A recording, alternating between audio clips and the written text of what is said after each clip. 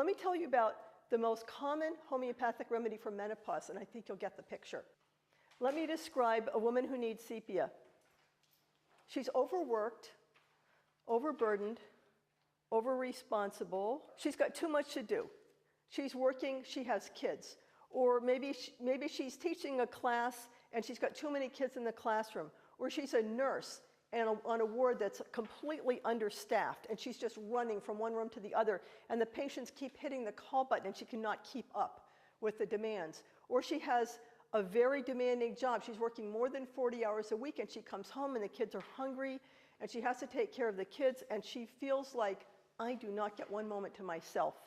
This is the remedy for women who feel like all I do is take care of other people and I never get a moment to myself. I never get a vacation. If I ever try to take a vacation, when I come back, then everything is piled up so it's worse than before I left, so I don't really get any time off. So then, how does she express this? She feels like she's exhausted. Even when she goes on a vacation, she comes back, she doesn't really restore her energy. She feels like she's at the end of her rope. She gets snappish, typically with the people that she loves the most, with her partner, her spouse, and her kids, her family. She doesn't usually get snappish at work. She knows enough to hold it until she gets home. But when she gets home, she may be very irritable. She also might be really weepy. So this can be used not only in menopause, but also for PMS. For a woman who, when she feels hormonal, a lot of women will say this to me, they just feel hormonal. They feel like they're at the end of their rope, and they have like this hair trigger emotion. So they get angry easily, they get weepy easily. Then there are physical things that go with it. Some women who need sepia might get a lower backache, for example. They also might have, there's a lot of feeling of kind of stagnation and sluggishness. And here are some of the ways that might show up. She might feel very tired, but when she goes out and exercises, she does aerobics, or she goes running, she gets her blood going, she actually feels better. She feels less tired if she goes out and does some exercise. There may be a little bit of a stagnation and a weakness in the circulation, which shows up as varicose veins, because the elastic fiber in the walls of the veins might get a little bit loose, a little bit lax, so you get varicose veins in the legs, and or you might get hemorrhoids, which are simply varicose veins of the anus. So this feeling of like they're like a little saggy. Sometimes women feel like their breasts are sagging. That's a very typical thing for sepia also. It's a remedy used at different hormonal times. It can be used for when a girl first gets her period, but more often for older women because it has this quality of exhaustion and just too much. It can be used when a woman is pregnant. It's one of our best remedies for morning sickness. When a woman gets sick, just thinking about food or smelling food or having to cook for her family, very typical morning sickness remedy. It's our biggest remedy for postpartum depression, which again is part of this exhaustion and hormonal flux, and there's this weepiness and this feeling like, oh my God, I should be like the happiest person at this moment. Why am I crying? But it especially happens if the newborn is keeping her up all night and she doesn't really get enough sleep and she just gets into this totally exhausted state and she thinks like, how am I going to live through this? So she gets exhausted, tired, cranky, irritable. So we have pregnancy, postpartum, PMS, and menstrual cramps. Another very typical thing with this remedy is a feeling, it's called a dragging down sensation. It's a feeling like the uterus is just sliding down and might actually kind of slide on out. And sometimes you see women who need this remedy keeping their legs crossed because they feel like everything's sliding out with this feeling of kind of laxness and looseness, which again showed up in the varicose veins and the hemorrhoids. Postpartum hemorrhoids, this would be a very typical remedy. And then she gets older, she's going through perimenopause and menopause, very common remedy. It can be used for hot flashes in a woman who has this whole picture. So you get women who are career women and they're working really long hours. I see women who are lawyers or women who are working in high tech, working much more than 40 hours a week. And now you have women kind of heading into perimenopause and menopause who have small children. That's a really tough combination, you know, with women having children later. So you get them trying to follow toddlers around as they're getting older. So this feeling of kind of this deep exhaustion, this exhaustion that's so deep that you feel like you just can never really get enough energy.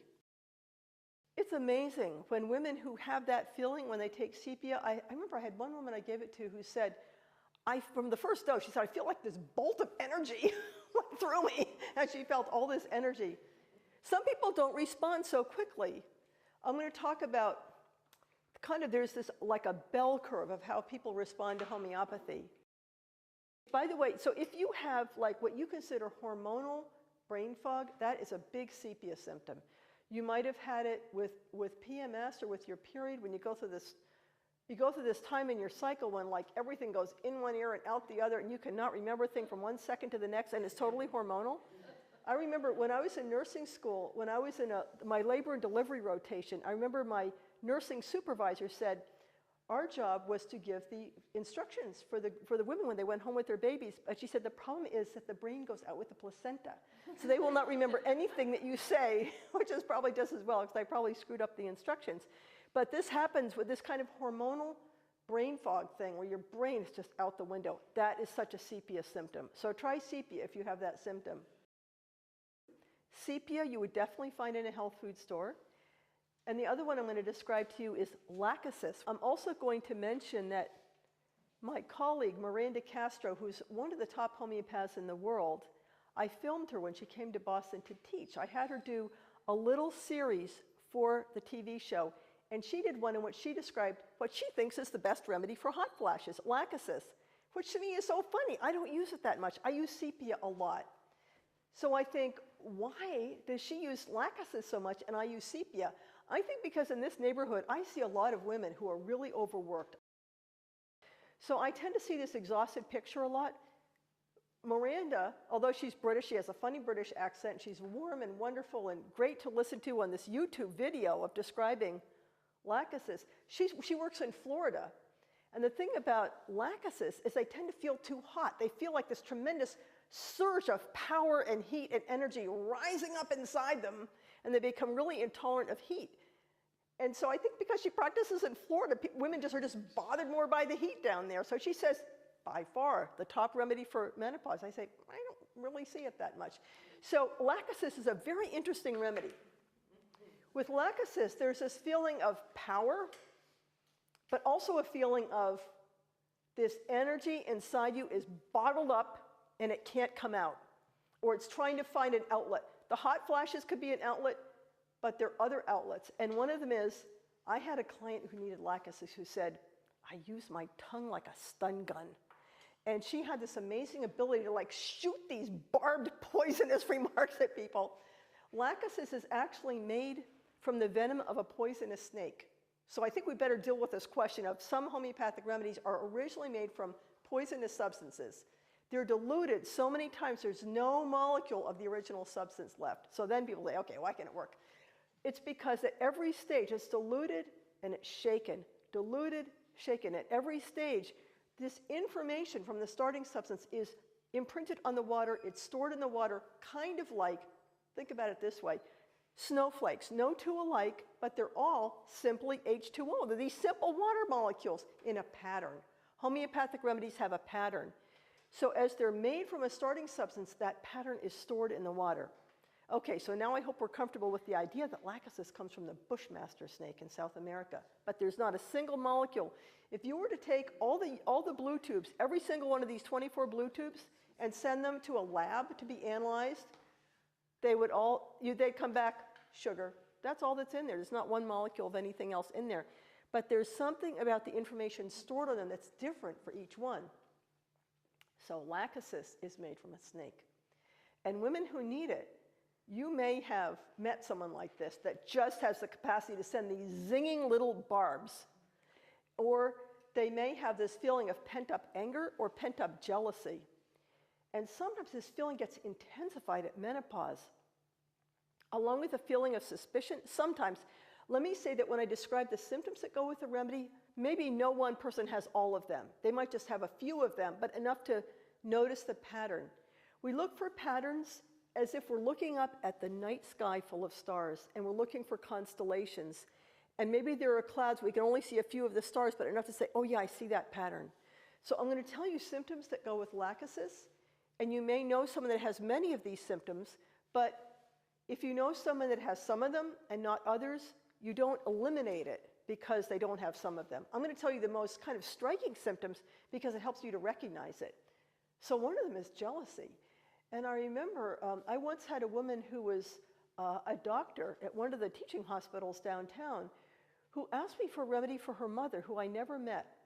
But her mother was going through menopause, and it seemed like menopause was intensifying, like this hormonal time, and also the time in her life was intensifying this symptom to the point where this woman became incredibly paranoid, suspicious, jealous of her husband, and became convinced that her husband was having an affair, hired a private eye, and this young woman, this lovely, she was Israeli, so she was totally familiar with homeopathy. She knew homeopathy was the only thing that could help her mother. She said, everybody knows my father is totally devoted to my mother, everybody but her, and she is like this hallucinating. She's going through his, his phone calls, she's going through his emails, she's hired a detective. And my poor father, there's nothing he can do to convince her. It's like this hallucination she's having. This was a very typical Lachesis hallucination, and we snuck her a little very low potency mild Lachesis because I didn't actually know her. She was in a different state, and I didn't want anything to get out of balance. So I gave this young doctor very low potency Lachesis, which completely just, it's like the woman just kind of breathed a sigh of relief and said, oh, things are fine, I'm just going through menopause, I'm just having some hot flashes. Oh, Beauty and Bloom, I was encouraging you to get this book. I've described 2 of the most common remedies used in menopause, but there are many more because we're very individual. It has great descriptions of the homeopathic remedies, and it also talks about what I would call more naturopathic things, which are food, supplements, minerals. Let's talk about bone strength, because that's something that is a midlife issue, but continues to be more and more of an issue as we get older. I think that it's commonly believed, and what a doctor would typically tell you, is that what you really need to do is simply take 1,200 milligrams of calcium a day, very commonly told. A lot of us in the holistic world have some concerns or hesitations about that. And also you were told that milk is a very good source of calcium. Okay, a couple concerns with that. One is that the dairy-producing countries of the world have the highest rates of osteoporosis. Did you know that? The dairy-producing countries and the dairy-producing states in the Union have the highest rates of osteoporosis. Why would that be? Well, partly because when calcium is out of balance, you need other things. You need not only calcium. Milk is high in phosphorus, which tends to create an imbalance of calcium. So it's actually great to get calcium, say, from your green veggies, for example, or from non-animal sources like tahini is wonderful. Do you know tahini? It's a sesame paste, so delicious. It has like complementary protein in it, has calcium in it. A lot of beans do, like garbanzo beans. So if you eat hummus, you're getting tahini, you're getting chickpeas together. That will have some calcium. Soy milk has calcium naturally. You can get soy milk with added calcium now. So another concern with dairy products, of course, is that they're high in protein. And when there's too much protein in the diet, it creates an acidic condition. We want to have the proper acid-alkaline balance in our bodies. And when our bodies become too acid, the way the body deals with that, the way it finds balance, it withdraws calcium from the bones. It treats the bones like an ATM machine. It deposits calcium sometimes, and it takes calcium out sometimes. So this concept of acid-alkaline balance is a really important concept. There are many things in our life that make our blood and make our systems too acidic. I'm going to list a few of them and see if any of them sound familiar. Meat, sugar, alcohol, coffee, and stress are just a few of the things that might make us too acidic. Even if you have only one of those, unless you're really carefully counterbalancing it with the alkaline-forming things, which would be fruits and vegetables, are the most alkaline-forming things, and maybe the simplest, best thing to do to alkalinize is every morning take the juice of half a fresh lemon in water and drink that. It's a great way to alkalinize your body and counteract the many, many factors in our modern lifestyle that tend to be acidifying. Your body wants the pH in your blood to be just in balance, like not swing to acid to alkaline. It's always trying to restore it to balance. And when it gets a little bit too acid, the body's way of dealing with that is to withdraw calcium. It goes to the ATM of the bones. It withdraws calcium and puts it into solution. And then another thing that happens is that when there's too much protein, the body starts to excrete calcium.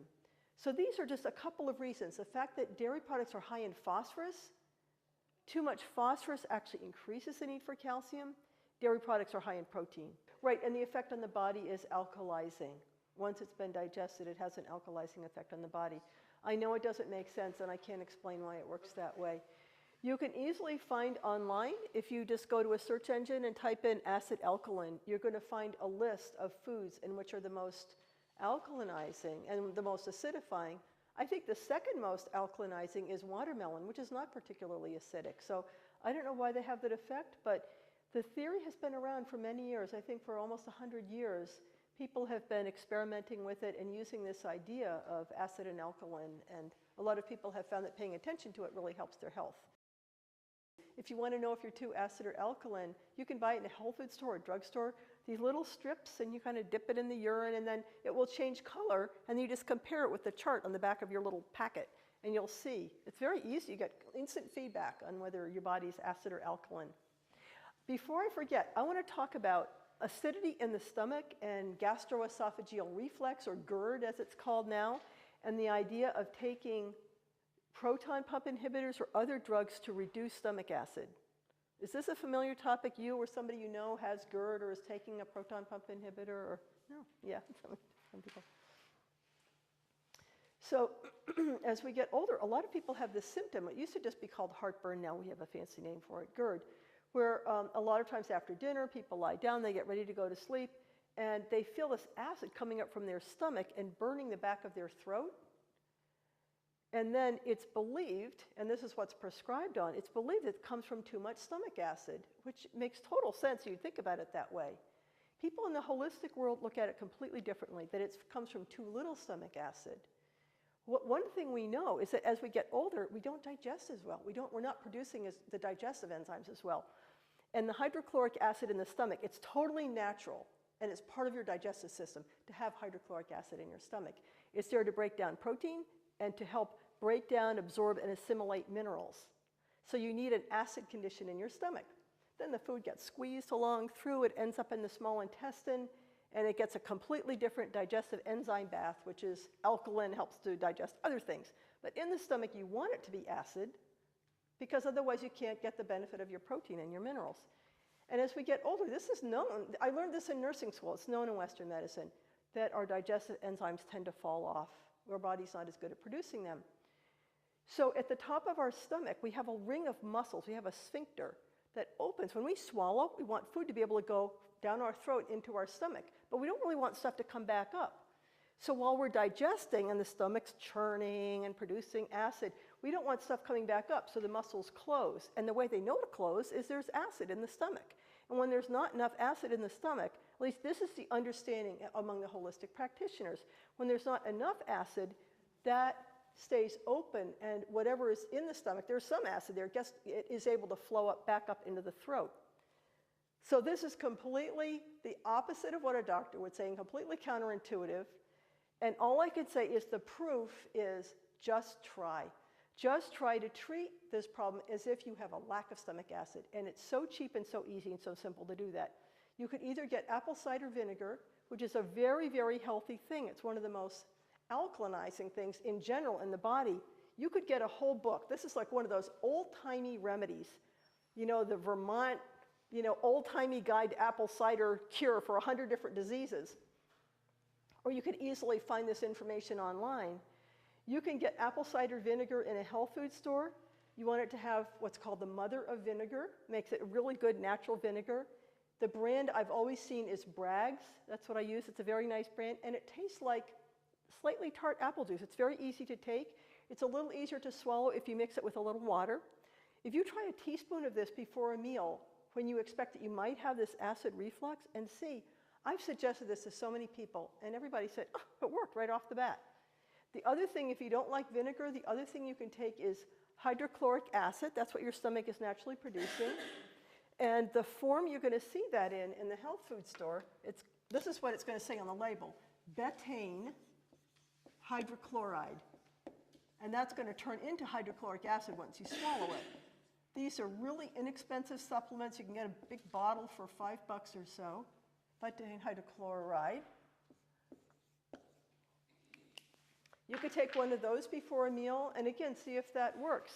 If that stops the acid from coming back up, then you know this theory applies to your body. And you've just gotten a very inexpensive, simple, natural, and health benefiting answer.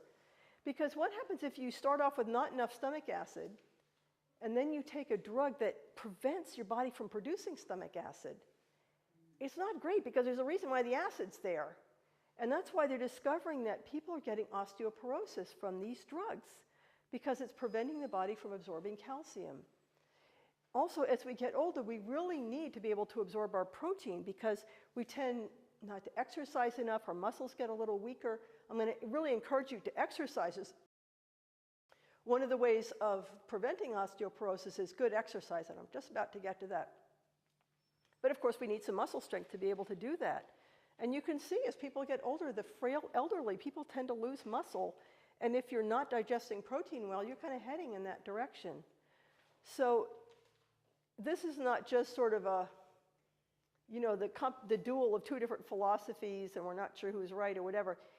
If you try this approach, apple cider vinegar or betaine hydrochloride, and it works for you, it shows you don't have enough stomach acid. It shows it would actually be really harmful for you to prevent stomach acid. And that all these people, so many people taking these drugs that quell stomach acid are really heading more towards osteoporosis and lacking enough protein, which is what helps, of course, to build strong muscles. Things that affect stomach acid interfere with the absorption of calcium. Well, what is one of the things that people take to interfere with stomach acid? It's Tums. Why on earth? Doctors recommend Tums as a source of calcium, or to holistic practitioners in general, I think it's completely nuts because it's blocking the acid that's meant to help absorb it. So let's just say also Tums is made from calcium carbonate, which is in general a poorly absorbed form of calcium. Just about any other kind of calcium will be better. If you go to your health food store, you're going to see names like this: calcium citrate, calcium malate, calcium orotate. Any of those will be better than calcium carbonate, which you tend not to get as much of a good absorption from. Again, you want to have your minerals in balance. So it's really not just about calcium. You also want to take magnesium. A lot of work is being done on the right ratio of calcium to magnesium. And the most recent thinking is about 500 milligrams of calcium is really all you need in a day to 400 milligrams of magnesium. And how we know that 500 or so milligrams of calcium is enough is that if the person is eating a healthy diet.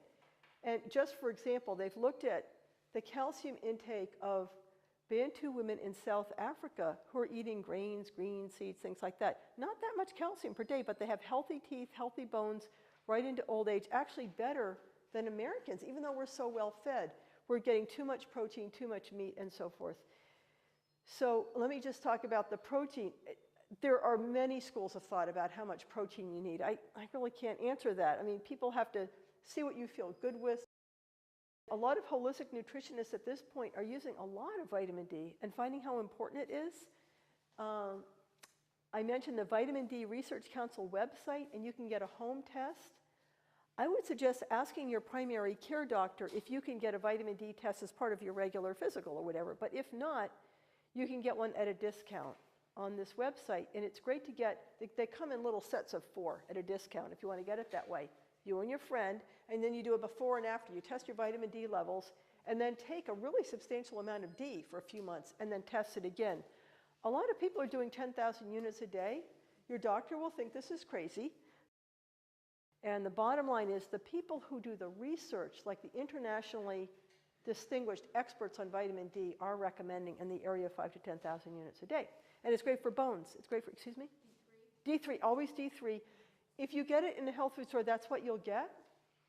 Doctors sometimes recommend, if they want to give you like a single boost, a 50,000 unit, but they use D2, which is totally not the right kind, doesn't work. But I think that anything in the health food store will be D3. And then vitamin K for bones also. You have to take vitamin K with calcium. MK7 is the best kind. Jarrow has it. I just gave you a couple of brands there. So it's just to say that you need much more than just calcium. Your bones have like 22 different minerals. So something like Jarrow Bone Up has all these different minerals in it. And I mentioned some herbal blends. I didn't even talk about herbs. Honestly, when I found homeopathy, I fell in love with it. There's so much you can do with it. And other people just have an affinity with herbs. They love herbs. So I mentioned some good herbal blends. And I'm sorry I didn't really talk about herbs much.